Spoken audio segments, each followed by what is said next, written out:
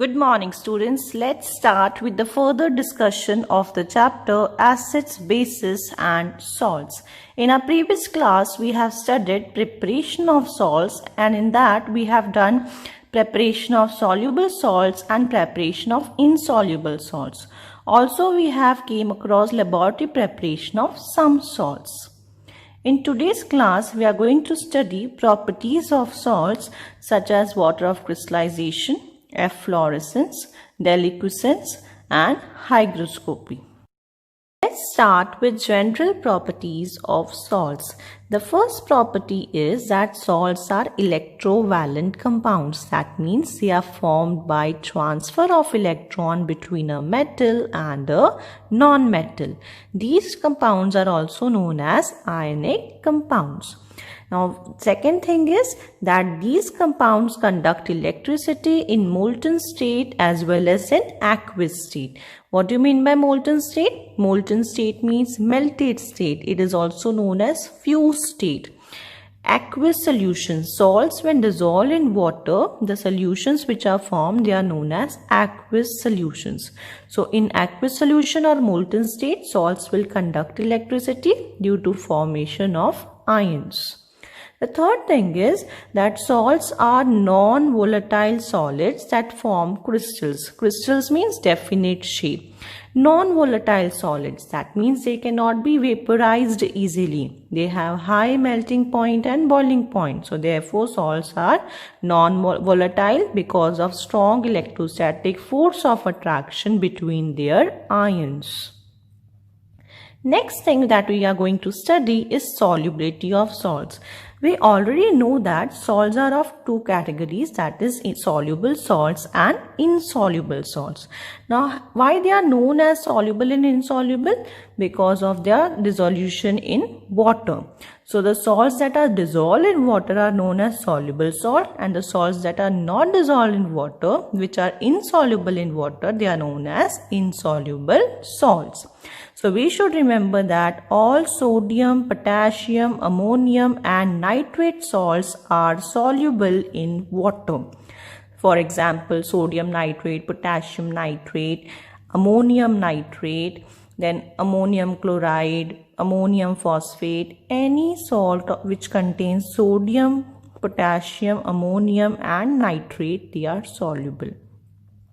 All chlorides are soluble, for example, sodium chloride, potassium chloride, etc. But we should remember that there is always an exception. So, lead chloride, PbCl2 and silver chloride, they are insoluble in water. Okay, so which chloride is insoluble in water? Lead chloride and silver chloride. Silver chloride is soluble in ammonium hydroxide. So remember this, when excess of ammonium hydroxide is used, silver chloride can be soluble in that. And lead chloride is soluble in hot water. It is not soluble in it is not soluble in cold water, but it is soluble in hot water. So remember that also, because where it is soluble, this can also be one of the questions. All sulfates are soluble, but there is always an exception. So it is barium sulfate, BaSO4, calcium sulfate, CaSO4 and lead sulfate, PbSO4. So they are as white precipitates and they are insoluble in water. The next thing is all carbonates are insoluble. So all the carbonates are insoluble, but exception sodium carbonate, potassium carbonate and ammonium carbonate.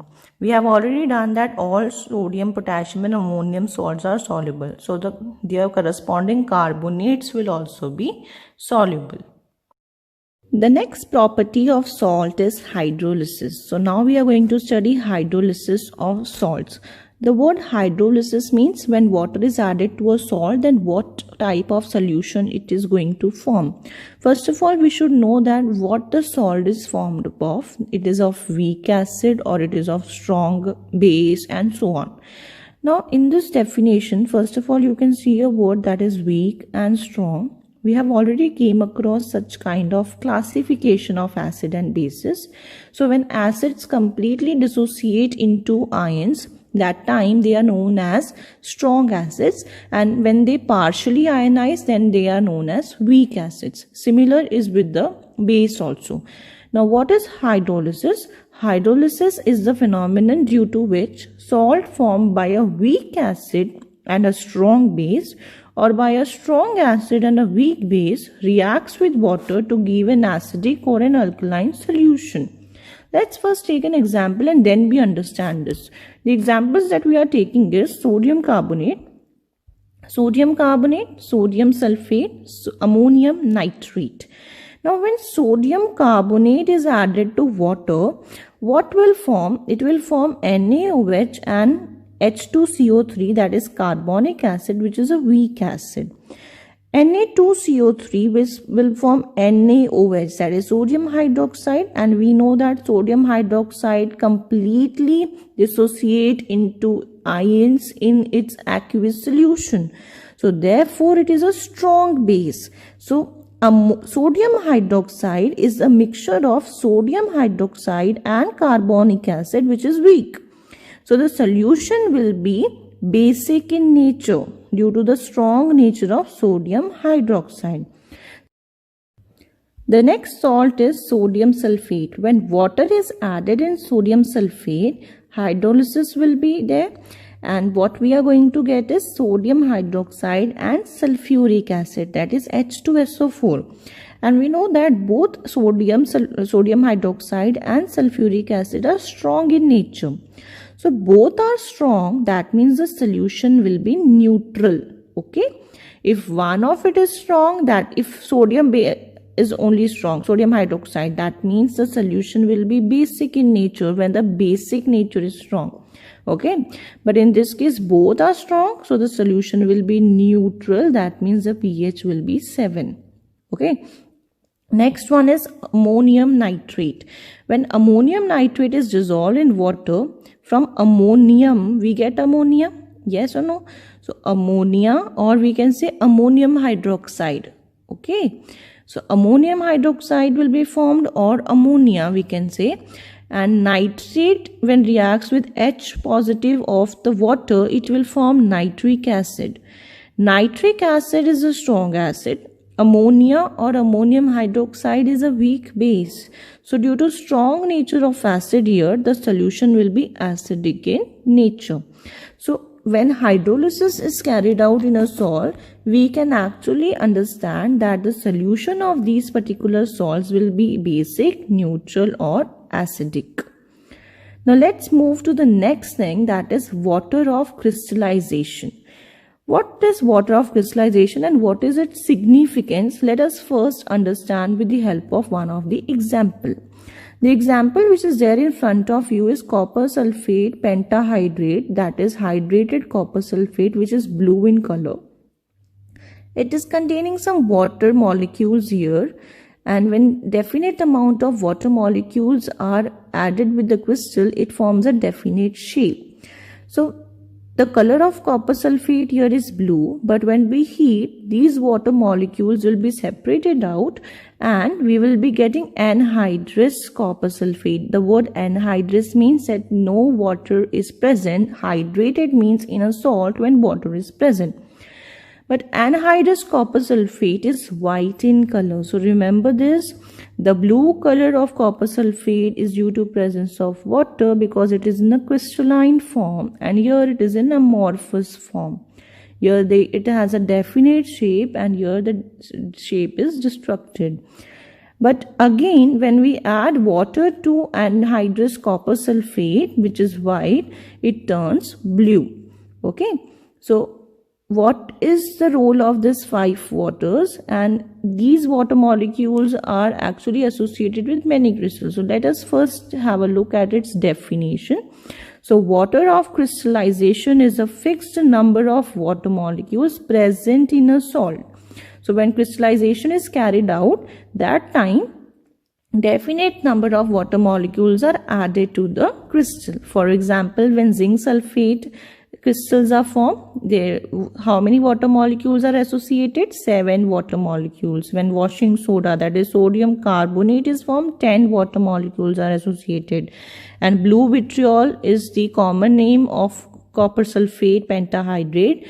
So copper sulfate is having 5 water molecules, and the picture here depicts the color of copper sulfate. Blue color is of hydrated copper sulfate and white is the anhydrous form of copper sulfate. Next property of salt is efflorescence. What is efflorescence basically? So efflorescence is the property of some hydrated salt to lose their water of crystallization when the crystals are exposed to dry air. So when we expose the crystals to dry air, that means to the atmosphere, the water molecules will go away. These types of substances are known as efflorescent substances. And we should note that during this process, the crystal loses its shape and turns into powdery form. So this is observation, that if an efflorescent substance is exposed to atmosphere, then what will you observe? So it will turn into powdery form. For example, washing soda, Epsom salt. When these salts are exposed to atmosphere, they will lose their water of crystallization. They will lose this 10 water molecules and 7 water molecules. Copper sulfate pentahydrate is not efflorescent because we need to heat that and then it is converted into anhydrous. The substance which need not to be heated, but only we need to expose it to atmosphere and losing its crystallization, that is water of crystallization, and that substances will known as efflorescent substances. The next property is deliquescence. Now what is deliquescence? Deliquescence is the property of some salts to absorb moisture from atmosphere and change it into liquid state. Remember, this efflorescent, deliquescence, they are interrelated to each other and don't get confused. Efflorescence also, it was like we are exposing it to atmosphere. In this case also salts are exposed to atmosphere, but here it is absorbing water molecule. There it was giving water molecule. Okay, and such substances are known as deliquescent substances, and the example is NaOH, potassium hydroxide, that is caustic potash. These are common names. Ferric chloride, FeCl3. So when we have sodium hydroxide pellets, so like this is originally what is sodium hydroxide, but when you expose sodium hydroxide to atmosphere, it will change into liquid state, it will absorb moisture. So for this purpose, we should keep these substances in an airtight container because they are deliquescent in nature. So for example, there is a give reason question supposing that why ferric chloride is kept in airtight bottles. So first point will be because ferric chloride is a deliquescent substance. It will absorb moisture from atmosphere and change into liquid state. The next property is hygroscopic. Hygroscopy is the property of some salts to absorb moisture from atmosphere without changing its state. In that previous one, deliquescence, it was exposed to atmosphere, no doubt, but there the state was changing. If a substance is solid, it will turn into liquid. But what is hygroscopy? No doubt it will absorb moisture, okay, but the state will not change. These substances are known as hygroscopic substances. When hygroscopy is there, we will start with property. Okay. If the definition is asked to you hygroscopic substances, then you will do hygroscopic substances are defined as the salts which absorb moisture from atmosphere without changing its state. Now let's have a look at some examples. So example can be as concentrated sulfuric acid. Concentrated sulfuric acid can absorb moisture, but it will not change its state. Phosphorus pentoxide, P2O5, quicklime, that is calcium oxide, CaO, and silica gel. The next topic is drying agent and dehydrating agent. Now, what is drying agent and dehydrating agent? And we will be taking it in a classification form, that is a difference form.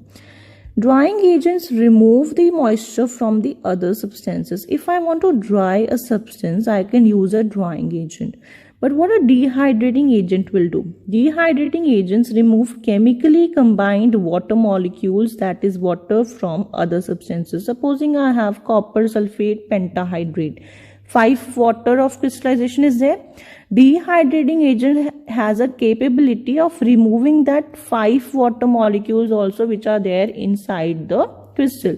But if I am using a drying agent, only that salt which is supposing having moisture will be dried up. But this drying agent doesn't have a capability of removing water of crystallization, but dehydrating agent has a capability to remove that water of crystallization as well.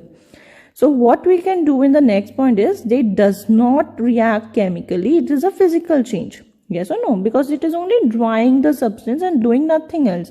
But when we talk about dehydrating agents, they chemically combine with other substances. Now what is this? That means we have already taken an example, copper sulfate .5H2O.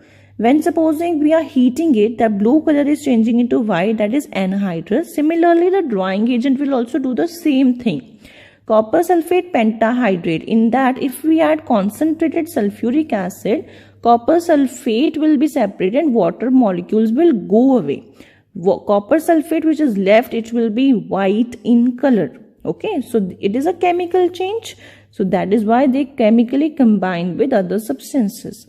When we talk about drying agents, the example are anhydrous calcium chloride, that is CaCl2, phosphorus pentoxide, that is P2O5, dry sodium sulfate, that means no water molecule is there in this, it is dry sodium sulfate.